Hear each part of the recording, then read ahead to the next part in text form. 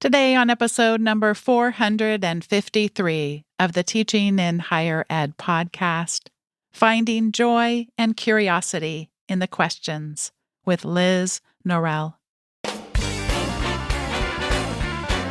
Welcome to this episode of Teaching in Higher Ed.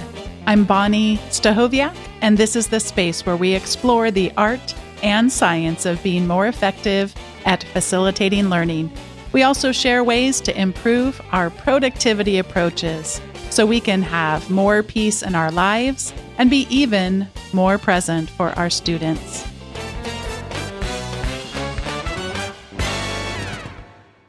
Liz Norell is a political scientist, professor, yoga teacher, and life coach.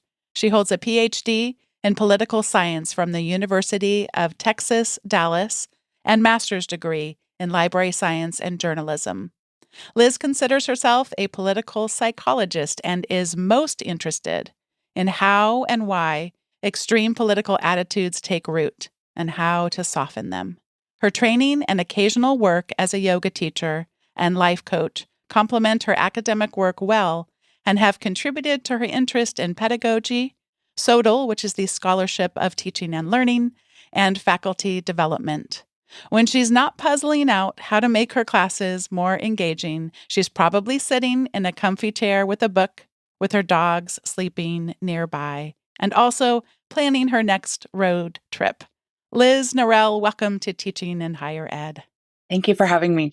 I love the way your bio reads because I just want to curl up next to the dogs. It's just feeling very peaceful to me right now. And I know you're going to take us on many journeys together today, but would you take us back to an early memory of you learning about politics? Yeah, so I'm not totally sure that what I'm about to tell you did actually happen. It feels apocryphal in my own life, and my father would probably dispute it. But we used to get, my parents, I grew up in Northern Arkansas, and my parents still get a daily newspaper delivered to their house. And the local paper used to be a Gannett paper, so it would have the Parade magazine insert on Saturday. And there was a "How liberal or conservative are you?" quiz in one of these Parade magazine issues when I was very young. And I took it and I took the quiz. And in my memory, the results were so horrifying that my father would never talk to me about politics ever again. And so I just remember as a child, I was hell bent on saving the earth. And there was a book at the library called 101 Ways You Can Save the Earth. And I probably checked it out 20 times. And I confess that I was obnoxious as a child. I would yell at people if they threw an aluminum can in the garbage, and I would lecture them about why they were killing the earth. And so these are my early memories of engagement with kind of bigger social and political issues. I think so often about politics and about values, and I recognize that can we say everyone? You have to be so careful when you say everyone, but doesn't everyone experience when you are part of facilitating a learning community some kind of a difference between what you believe and what the people there? And these are so tightly rooted with our sense of identity. And I just loved, again, going back to your bio, how to soften them. Tell us a little bit more about how you think about softening them, because I think so many times we use violent imagery to fight against ideas we disagree with, and I don't hear very often how to soften. It's definitely the motivation behind most of the disciplinary teaching that I do, because for a very long time, I've been concerned about how poorly we actually communicate in the political sphere. And I think I've just always been curious in kind of like an anthropological mindset sort of way of how did you come to believe that? And not in a judgy way, just that's not my experience. And I would really like to understand how you got there. And so I think that curiosity translates really nicely into efforts to try to bridge gaps across political differences. And so the way I teach my American government class is very much centered on civil political dialogue. And we start the semester by reading a chapter from Brene Brown's book, Braving the Wilderness. The name of the chapter is People Are Hard to Hate Close Up, Move In. And I just love this image of like, get closer to people, because when you know someone, it's much harder to demonize them. And so in my class, we talk a lot about getting authentically curious about how other people see and experience the world so that you do start to soften, because now you're cultivating empathy for someone else's lived experience and not just hearing their hateful take on a group that they don't like. Yes, I love that. I've read that book, and it's rings so true that once you know the deeper and the softer parts of people, that they really are hard to hate. And I know that my mind, like so many human minds, likes to sort. We sort things, and that sorting can sometimes be helpful and can sometimes be extremely harmful. And I thought, will you leave your politics out of the classroom? And then it really wasn't. I don't think it was until I started the podcast and started to being connected with people where they're like, no, we don't, you don't leave your politics behind, because your politics are part of you. You couldn't possibly, even if you tried, you couldn't leave them behind. I know that you have a similar belief about what your role is. And so maybe you can help me sort of talk through what that looks like, because I doubt you leave your politics behind, but I know that you don't also want just a billboard of them. Would you talk through your approaches and your thought process there? Yeah, in the world that we live in today, my perception at least is that the second someone knows whether you lean left or right, they make a whole set of assumptions about you, and they either think everything you say is handed down from the mountain with the tablets, or you're Hitler. And so I don't ever want to be in a position where my students feel some pressure to copy or pretend to copy my beliefs out of some desire to get a grade or curry favor. And so I don't share my political beliefs with my students. And sometimes I even argue the other side. I will, if I have a sense that everyone and students assume that I'm liberal because I'm a college professor. And so I will be really conscientious about making sure I talk about conservative viewpoints in the same way that I talk about liberal viewpoints. I don't leave my politics in as much as they influence how I interact with people at the door. But honestly, I started life as a journalism major because I'm pretty good at understanding different perspectives. And and it's because of that like sort of innate curiosity I have to try to understand them that I can understand them. And so I'm not deeply attached in the way that I think a lot of people are to my specific political commitments, because I can understand how someone might have a different perspective. But the way I think that my politics comes into the classroom is really in just the orientation I have towards students, which, Kate Denial talks about pedagogy of care. But I I think about, I was just thinking when we were talking about that chapter from Brene Brown's book, this idea that people are hard to hate close up. That's how I think about my students too, right? So if I get closer to them and they get closer to me, then what we think politically doesn't matter as much, because now we're just humans with a connection. Yeah. You told us about the newspaper being delivered and the quiz that you took all those years ago. Thank you for helping us see that glimpse of your life. Would you share a glimpse of your teaching and tell us about what it's like to take your American government class? I had this experience a few semesters ago where two students came up to me at the end of class. And one of them said, and I'm going to over exaggerate the tone here, but one of them said, "Oh, I never know what we're going to do in class. Can you please just like tell me?"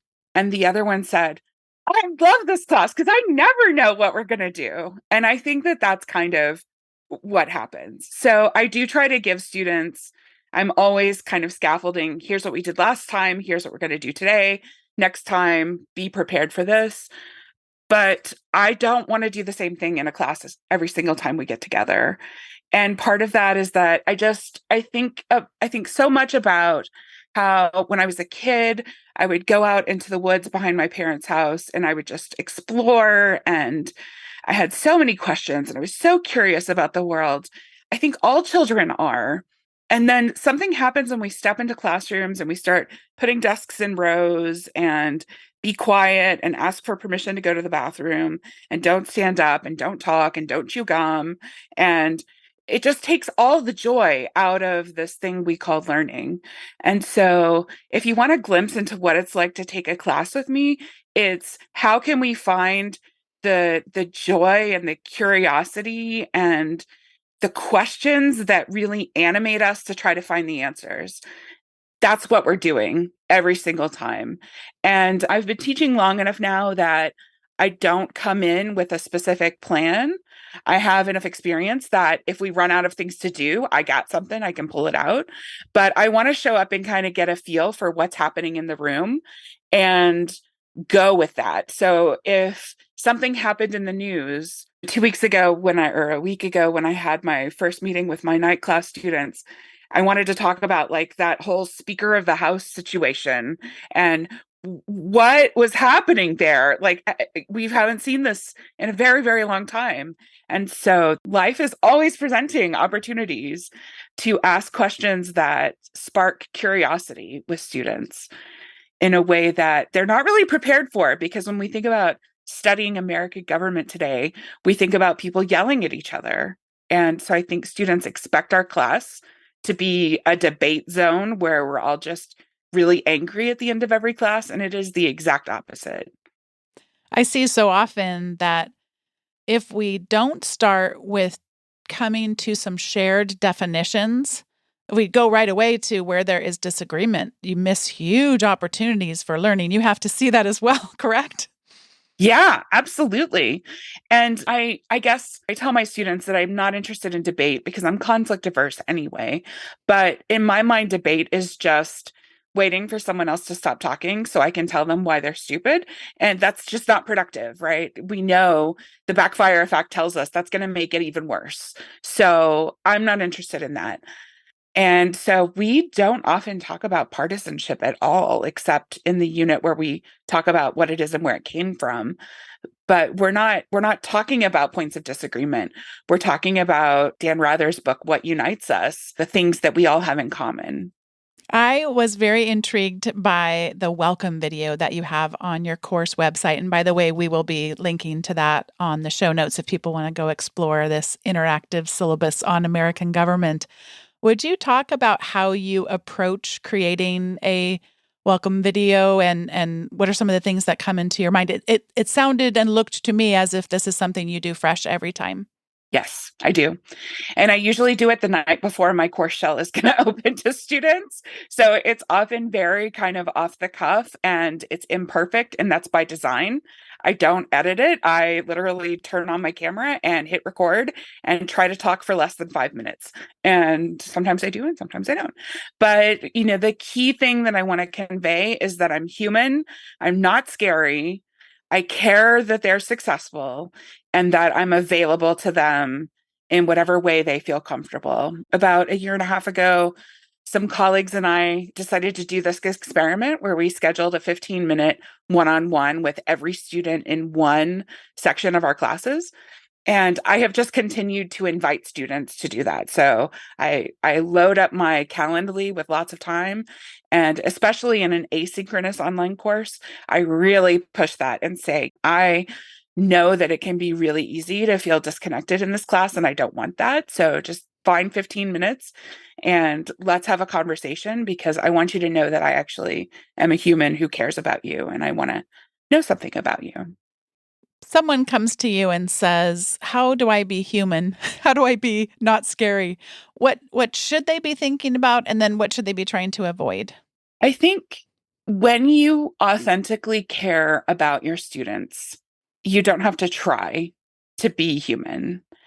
And I think that there are a lot of things that get in the way of allowing that authentic care to come through. And it's things like maybe having some imposter phenomenon going on, or some fear of your students taking advantage of you, or thinking that you're not that smart. Especially younger faculty, I think, feel a lot of insecurity in front of the classroom. So let's just say authentic care plus a little confidence. And that really seems to take down the level of fear that students have in the classroom. But it's also just not giving them a reason to be afraid. Like I I think every teacher I've talked to has a story about a student who sent a picture from the ER, or texted after they got in a car wreck on the way to class. Or there was a tweet that went viral some time ago about someone, it was a Colby College professor whose student was like trapped in their dorm room because there was a very large bug between them and the door, and she couldn't get out and she was worried. And we all have those stories. And those are sent because students are afraid of the consequences, that we're going to think less of them, their grades going to suffer. And so, as early and as often as I can, I try to let students know that, like, we're all human, we all have things come up, and I'm not going to be a jerk about that because it happens to me too. Something that comes up so often, particularly for faculty with less experience, you talked about struggles with insecurity. And boy, I think about you use the word confident to counter that. We certainly can have too much confidence.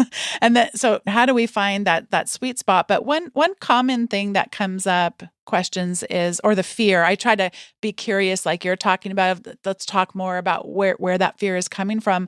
And a lot of times it comes down to not knowing the answers. What if they ask me a question I don't know the answer to? And I'd love to hear if you've had any sort of a journey in that. Was that ever a fear of yours? Or if it wasn't, do you think that there's something that might be useful in how you were able to avoid that fear and other people haven't been successful at that? So what are your thoughts around a student asks you a question you don't know the answer to? What did your thoughts maybe used to be, and what are they today? Yeah, it wasn't my first teaching experience, but one of my very early teaching experiences. I think it was the first time I was teaching a political science course, and we were in a very large lecture hall, and I had 25 students. So I mean, just the setting was daunting.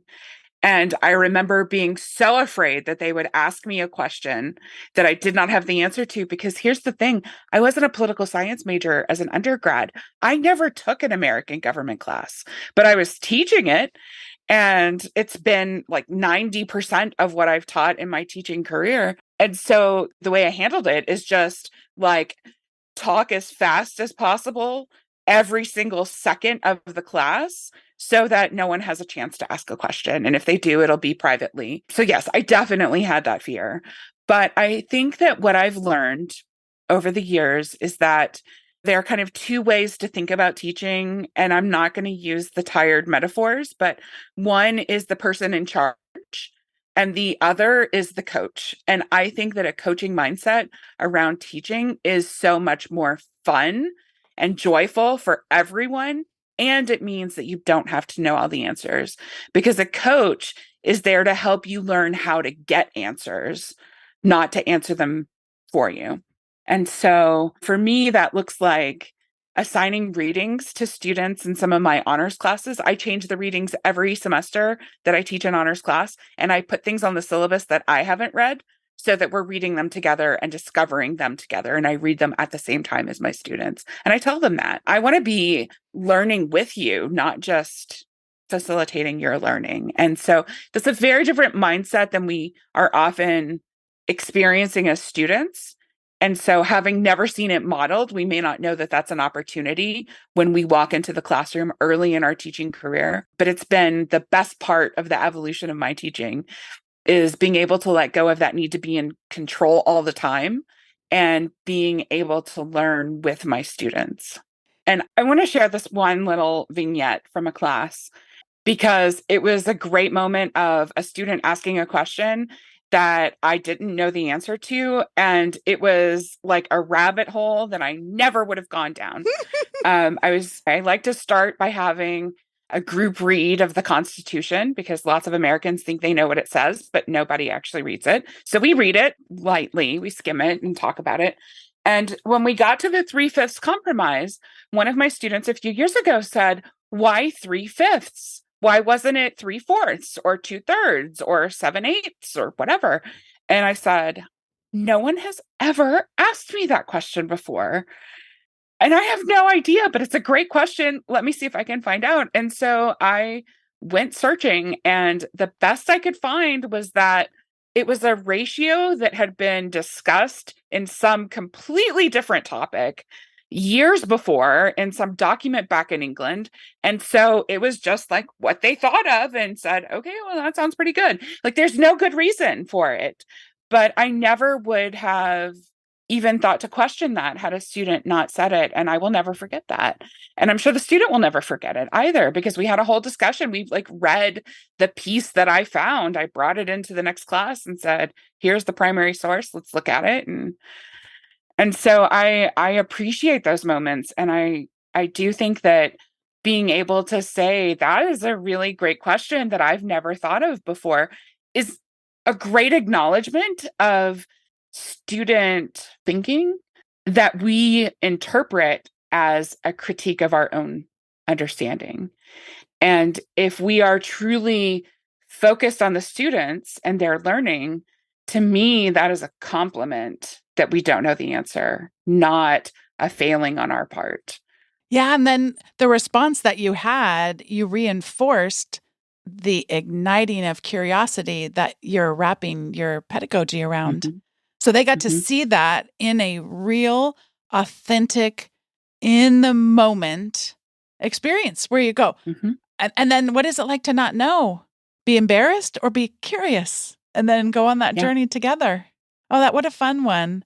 There's yeah, some of this stuff always reminds me a little bit of the Dunning-Kruger effect, which if people aren't yeah. familiar, these are two researchers who, boy, maybe Liz, you could maybe do it better than me, but the more that we know, the less we realize we know.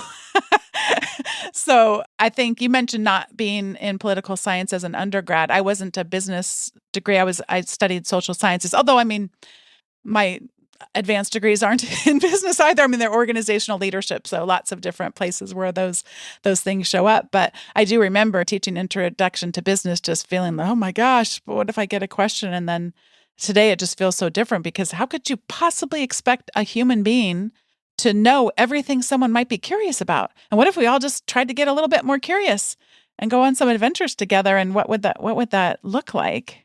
Mm-hmm, Talk to me, because you're really emphasizing joy. You're describing, I'm in your class and I don't know what we're doing today, and sometimes that brings delight and sometimes that maybe feels scary to let go of that kind of control and mm-hmm. predictability.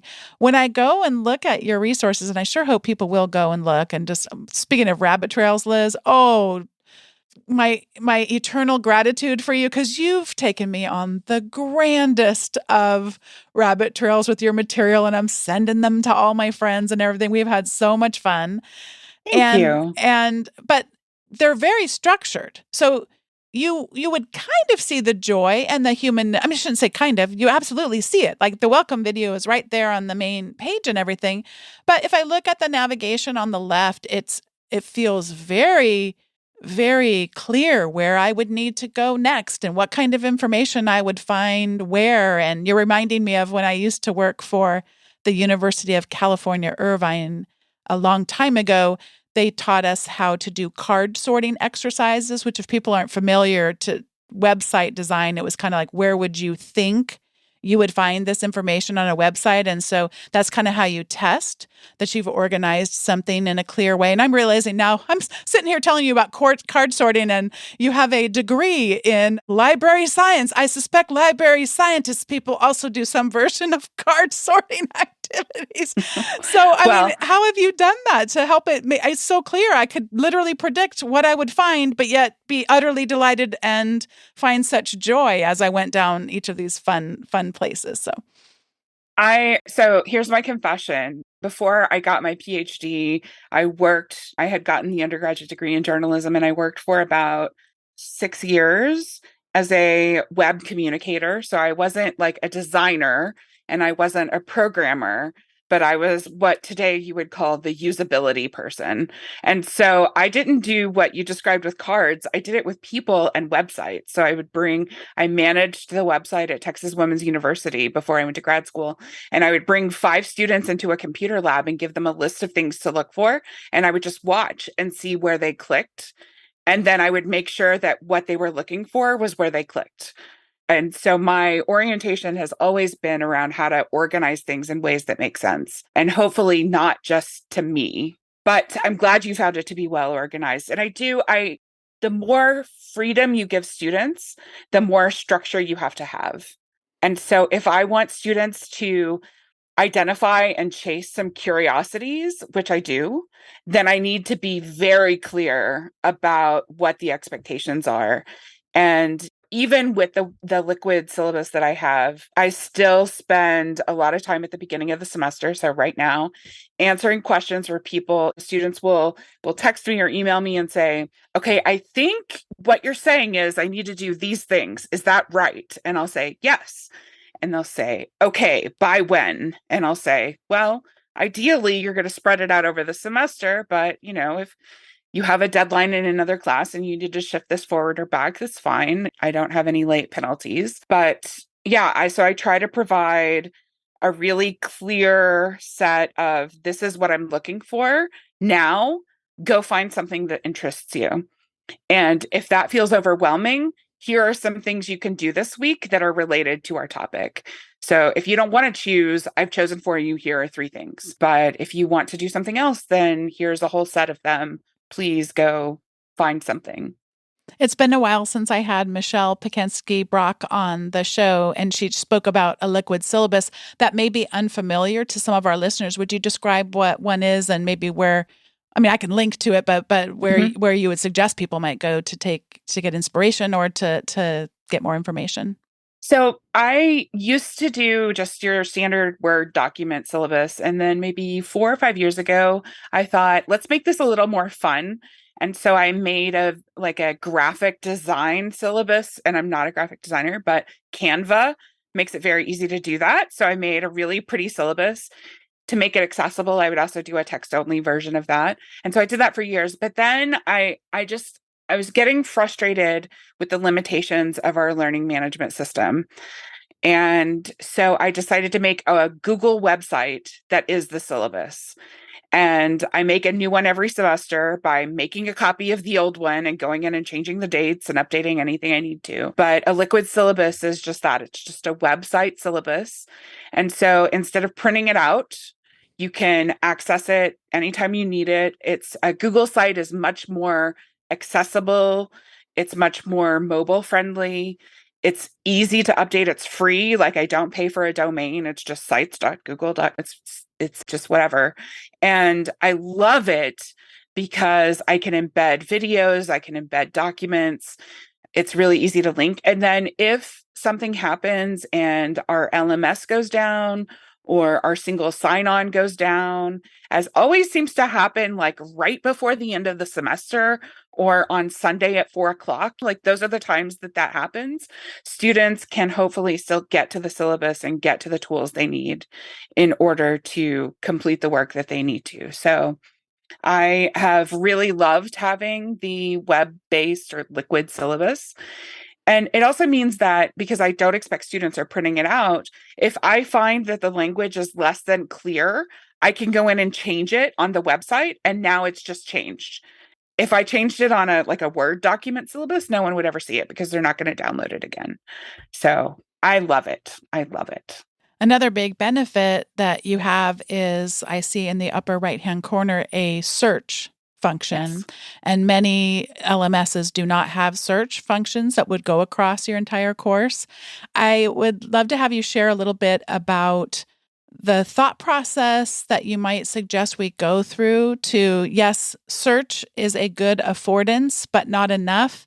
We also need browsability, or I suppose sometimes this is called discoverability. So you're giving us both. What do you think about advice for us in terms of how we might set up either a liquid syllabus or really anything that you want to take advantage of search, but also people sometimes don't know what they're looking for. Mm-hmm. So what I would say is link profusely. So I have that liquid syllabus outside the LMS, but inside the LMS, that which you can't see, I'm linking to pages on the liquid syllabus all the time. So anywhere in the LMS that there's something about grading or assignments, it links out to that. And kind of vice versa. So I can't link to within the LMS, but I'll say, go to this section in the course to find how to send me a text message or how to make an appointment. So linking a lot is helpful, but then also like try to use the language that your students would use. And if you don't know that, then ask them. So, I know where a lot of us are talking about office hours, and this doesn't make sense to students. They don't know what that means. So ask your students, like, if you're not sure, what would they call that? Is it appointment times? Is it student hours? Is it drop-in hours or whatever? But your students are there. And the more you ask them to help you, the more they see themselves as partners in learning and not the recipients of learning. So there's one other thing I just discovered right now accidentally. Isn't that fun when we get to learn accidentally? I was just kind of moving my mouse around as I sometimes do, and I hovered over one of your headings. So it happens in this case to be a heading that is on your homepage, and it says "My Commitment to You." And I didn't know that Google Sites does this. I can copy that heading link. For people who are listening who don't realize, Liz told us to link profusely, and most people will tend to think about linking to pages. But it would appear that Google Sites not only lets us link to a page, but to a specific anchor point on that page, meaning it would scroll down for you. So you don't have to say, scroll down and it's the fifth one from the bottom or whatever. I can go directly to where I need. And again, that's not something that I've been able to see happening in learning management systems. So you really have a lot of affordances to get me directly to where I could find that information. So I think we should link voraciously, not just to pages, but also to locations on pages. This is fabulous. Anything you want to add as far as that goes? The one thing I will say is that if you want that, you have to code those as headings and not body text. Yeah. And that's also important for accessibility reasons. So a screen reader for a vision impaired person, they can click between those headings really easily using screen readers. So it's just good accessibility practice anyway, but then that will allow you to do what you just said, which is also really awesome. Oh, that's such a good thing to have people do, because it's easy to do, but not if you don't know what you're looking for. So, don't try to make it bold. Or the same thing is true over in Word. So Word has headings versus body text. And, if you have an accessible syllabus template from your college, it will have those headings marked as headings so that they're more accessible to students. Before we get to the recommendations segment, I just want to take a moment to thank today's sponsor, and that is Text Expander. Whenever I get a new computing device, one of the first things I install is Text Expander. I can't even really imagine using the computer without it. What Text Expander does is allows you to easily set up what they call snippets, just a few characters that you designate, and you type them in, and before you know it, they expand, hence the name Text Expander, into either a lengthy amount of text that would take you a while to type or some characters that might be difficult to remember.